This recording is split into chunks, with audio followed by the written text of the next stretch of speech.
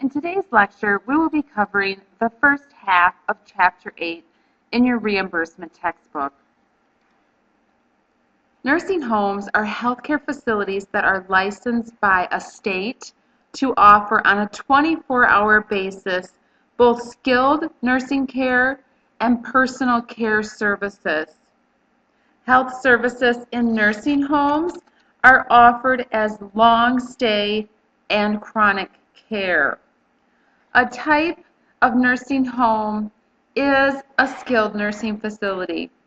On an outpatient basis, skilled nursing facilities provide short-term skilled nursing care and rehab services to Medicare beneficiaries after an acute care inpatient hospitalization. Skilled nursing facilities can be freestanding facilities, hospital-based, or swing beds in an acute care hospital. In acute care hospitals, swing beds, those are beds that may be used by both acute inpatient care and skilled nursing care. Typically, these acute care hospitals are small, rural hospitals or critical access hospitals. CMS must approve the dual use of these beds. About 90% of skilled nursing facility admissions are in freestanding facilities. Medicare beneficiaries are eligible for skilled nursing facility services immediately after an acute care inpatient hospitalization of at least 3 days. They may receive up to 100 days of skilled nursing facility covered services per benefit period. And for more information on that, you should go back and review Chapter 4 of your textbook. Chapter 4 talked about Medicare beneficiaries paying that cost sharing for the skilled nursing facility services. Skilled nursing facilities are the most commonly used post-acute care setting. The skilled nursing facility prospective payment system was mandated as part of the Balanced Budget Act of 1997, and it became effective on July 1 of 1998. The skilled nursing facility prospective payment system pays a daily rate for each day of care, or a per diem rate. The skilled nursing facility PPS covers the cost of skilled nursing care, rehab services, ancillary services, capital costs, and other goods and services. The cost included in the daily rate for services that would be expected for a skilled nursing facility to efficiently deliver routine services. In addition, the PPS mandates consolidated billing for skilled nursing facilities. Consolidated billing requires the SNF to pay for outpatient services that a resident may receive from an outside vendor. Outside vendors who provide services to SNF patients with Part A benefits would submit their bill to the skilled nursing facility, or SNF, not to Medicare. Examples of outside vendors that are included under consolidated billing would be lab, x-ray services, and pharmacies. ER services, inpatient, or other extensive procedures are not considered part of consolidated billing. Since the late 1980s, Medicare has required SNFs to prepare the Minimum Data Set, or MDS. The MDS represents clinical documentation of the resident's care. Therefore, it is an extensive database of clinical data. Medicare currently requires that SNFs submit data on MDS 3.0. The clinical data that is on 3.0 includes comprehensive assessments. These assessments must be completed within prescribed time frames. The assessments represent admissions or readmissions. There are also schedules for assessments at the start of a therapy or SOT, change of therapy or COT, end of therapy or EOT, and lastly, significant change in status assessment or SCSA. Treatment plans are also part of the clinical data on the MDS.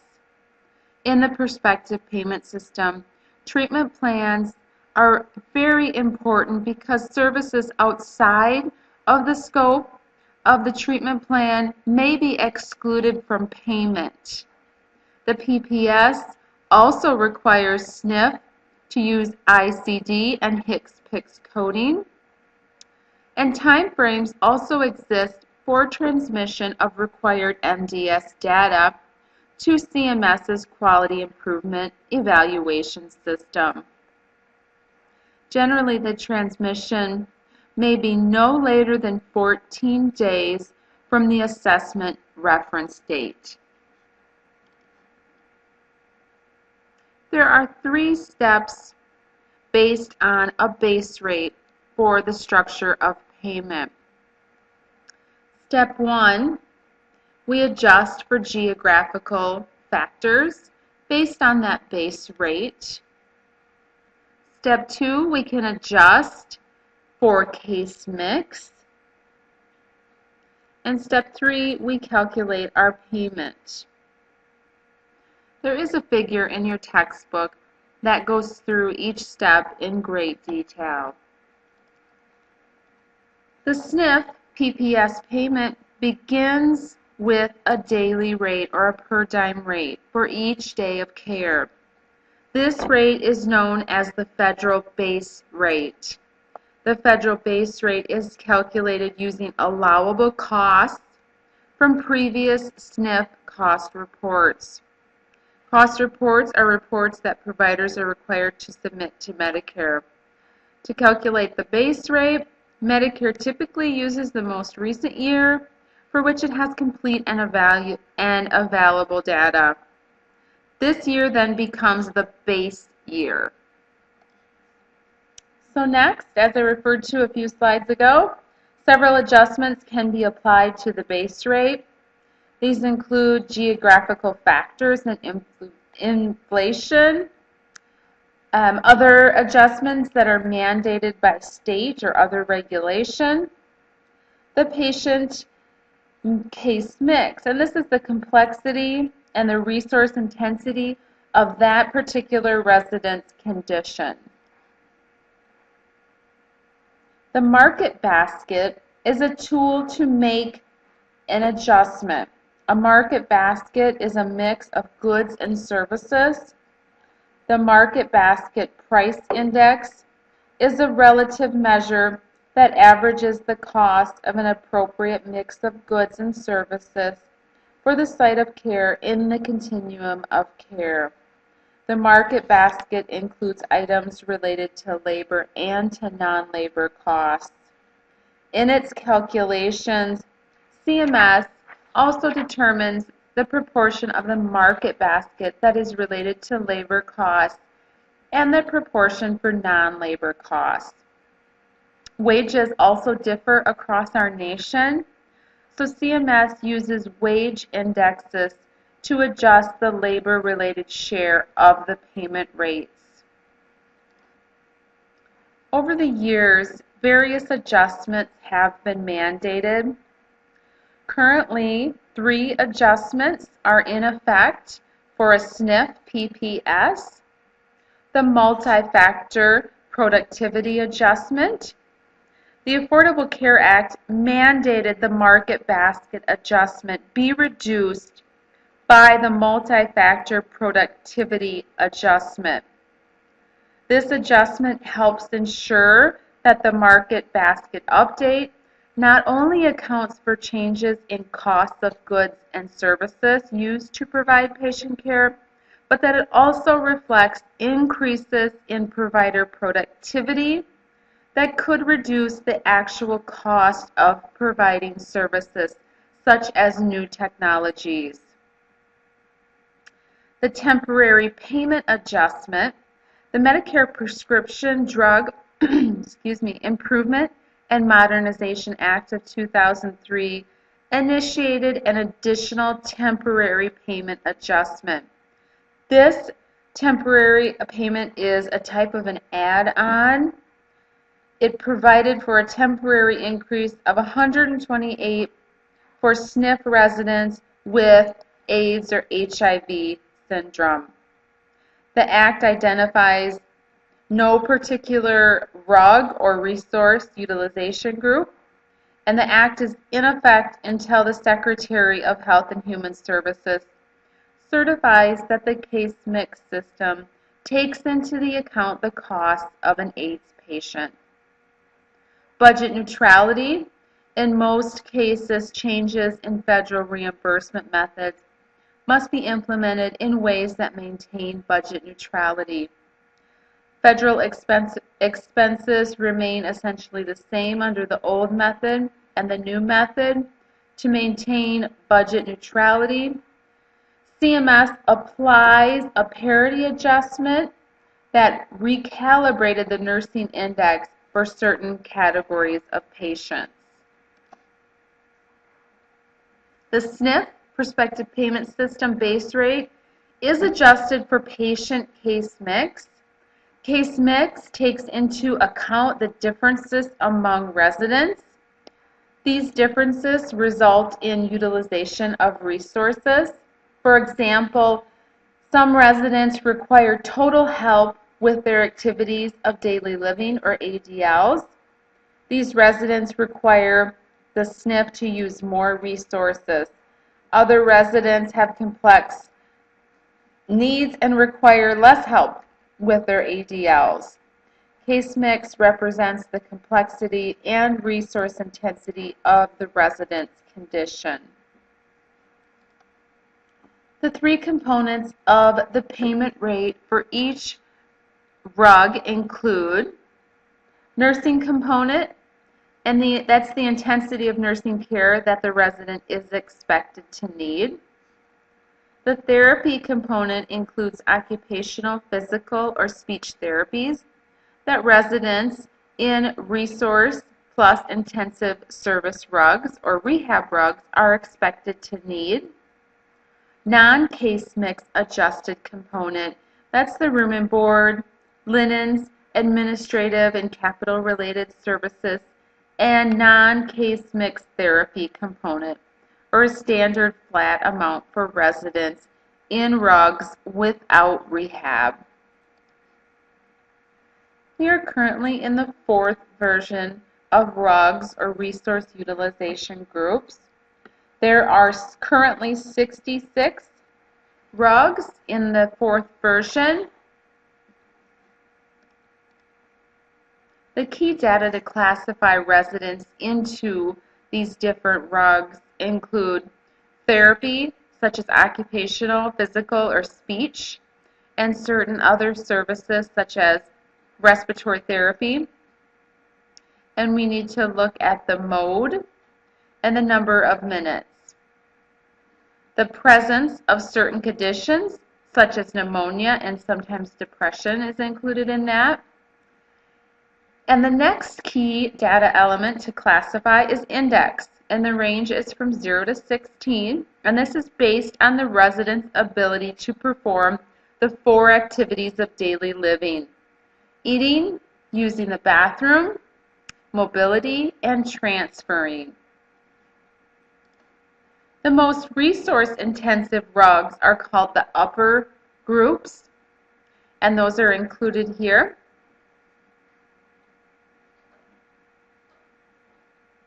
Residents in these upper groups receive at least 45 minutes of therapy per week. Next, we have the 14 lower groups, and these are for patients that do not receive at least 45 minutes of therapy per week. Medicare coverage is determined on an individual basis.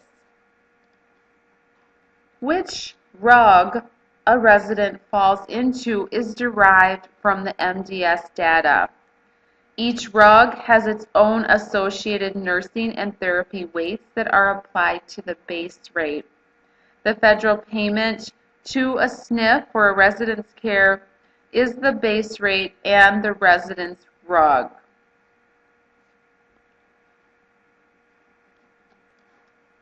So, step 1 in payment, the adjustments for geographical factors. Step 2, the adjustments for case mix. Step 3, geographic and case mix adjusted base rates are multiplied by the number of days. The Pricer, that's a software program that has the logic to calculate payments for SNF prospective payment claims. The Pricer's logic contains data items on rates and on weights, such as federal rates for rural and urban areas, wage index, and those changes to labor and non-labor portions. State Medicaid programs use prospective payment systems to pay for nursing home services. Nationwide, there are about 17,000 nursing facilities that are Medicaid certified. Of these facilities, about 85% are also Medicare certified. State Medicaid payments do vary greatly across the states, and states have changed their payment methods multiple times since 1965. Again, that's reviewed and covered in Chapter 4. State nursing home payment systems are designed to meet the needs of that individual state. So in summary, SNF PPS was effective July 1 of 1998. It reimburses skilled nursing facilities an all-inclusive per-day rate. It's based on RUGs. It rewards facilities providing efficient and effective care to clinically complex patients. Now we're going to move into long-term care hospital prospective payment systems. Medicare beneficiaries' long-term care hospitalizations are covered under Medicare Part A. Medicare beneficiaries have up to 90 days of hospital services within the benefit period. This again is was talked about in Chapter 4 as well. Admission to both acute care hospitals and long-term care hospitals are counted in this benefit period. Beneficiaries pay cost sharing for these services. One inpatient deductible is required for each 90-day benefit period. For days 61 through 90, a daily coinsurance payment is also required. The 60 lifetime reserve days may also be used after the 90th day. In October 2002, a long-term care hospital prospective payment system was implemented. The Balanced Budget Refinement Act of 1999, as amended by the Benefits Improvement and Protection Act of 2000, mandated that a PPS be implemented for long-term care hospitals. These hospitals treat groups of patients who have longer than average length of stay, or LOS, and generally the patients have medically complex and need specialized care. Some patients have chronic diseases such as tuberculosis. Other patients have acute diseases that require longer therapy, such as cancer or a head injury. A facility can meet Medicare's definition of a long-term care hospital in one of two ways. The first, its average length of stay is 25 days or more. This calculation is based only on the length of stay of Medicare patients, and it includes both covered and non-covered days. In addition, the calculation must be based on data from the past 6 months. The second way, it would have to be excluded from the DRG prospective payment system on or after July 5th of 97 and have an average length of stay of 20 days or more for both Medicare and non-Medicare patients. In addition, 80% of the hospital's annual inpatient Medicare discharges in the fiscal year had principal diagnosis of a neoplastic disease. There are approximately 400 of these long-term care hospitals that meet those qualifying circumstances we just discussed. These type of hospitals can be freestanding or located as units within larger medical facilities, in which case sometimes they're known as hospitals within hospitals. Types of hospitals that are excluded from the long-term care hospital PPS are VA hospitals, hospitals that are reimbursed under state cost control system, or non-participating hospitals furnishing ER services to Medicare beneficiaries. The long-term care hospital PPS is based on categorizing patients into similar classes or into similar clinical characteristics or case mix groups, CMGs. There are 3 steps based on the federal rate adjustments and then the actual payment reflecting the patient's length of stay. Step 1, standard federal rate adjusted for any geographical factors. Step 2, that rate is adjusted for those geographical factors, is now adjusted for case mix. Step 3, our payment is determined. The long-term care hospital PPS payment begins with the standard federal rate for each discharge. This per discharge rate is known as a base rate. The standard federal rate is a standardized payment amount based on average costs. The standard federal rate is calculated using data from previous cost reports. These reports provide data on operating and capital costs. Into the calculation, Medicare also inputs data from the prices of the market basket of goods and services. Thus, the standard federal rate is based on operating costs and capital costs adjusted by the data from the market basket. It is updated every year. The standard federal rate is adjusted for geographic differences in wage and prices for patient case mix. There are 3 adjustments based on geography and location. The first, labor portion adjusted for the area's local wage index.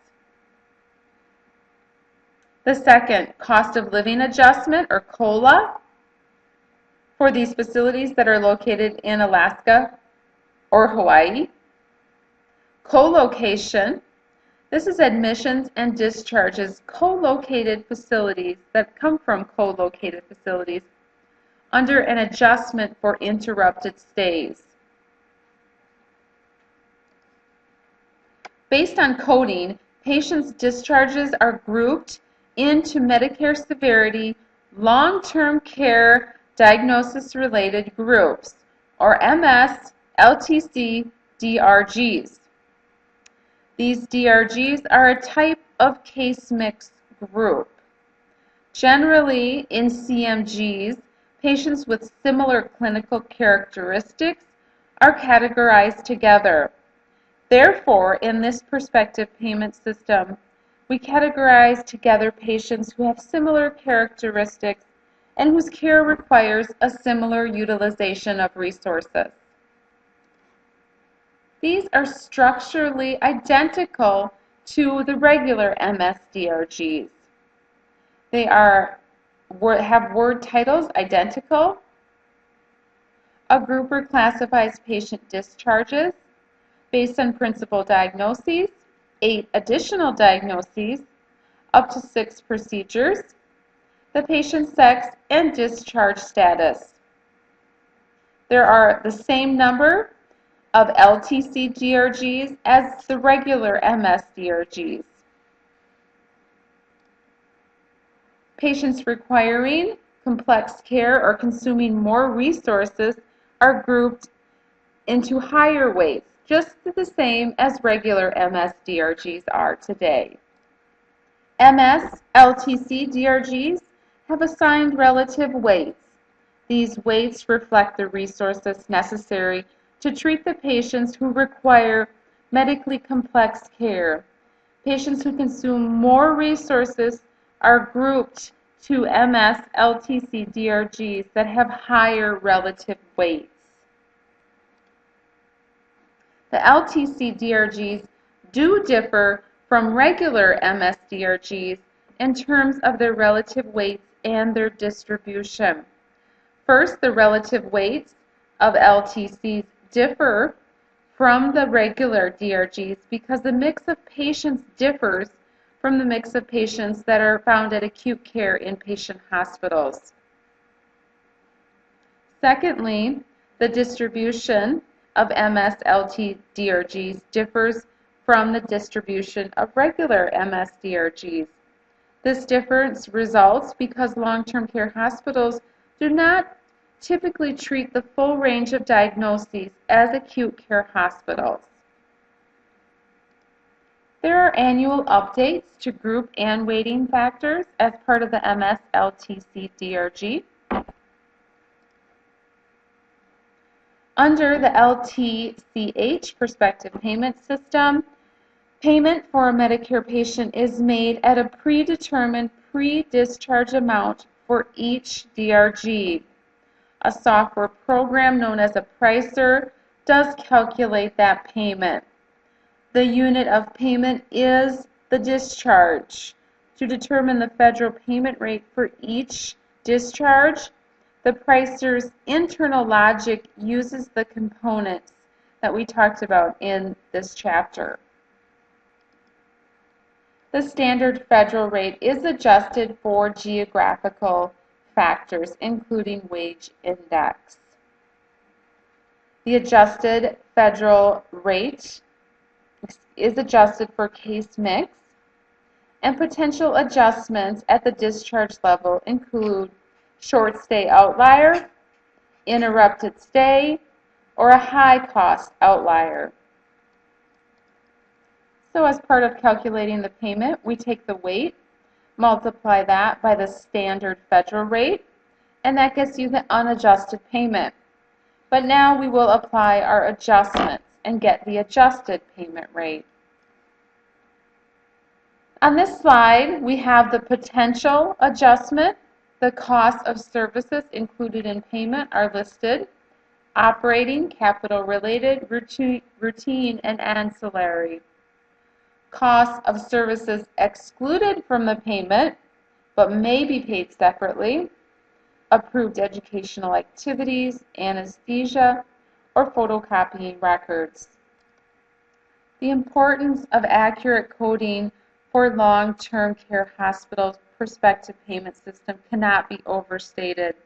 By establishing this, correct ICD-9 diagnoses and procedures drives Medicare's payment of the claim. We must remain in compliance with official coding guidelines. Code conditions that occasioned or caused the admission to the long-term facility, not to the acute care hospital.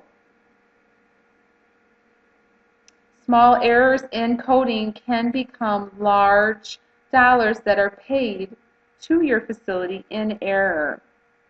Coding those additional diagnoses is important, not just the principal diagnoses. The goal is correct coding to get the correct reimbursement.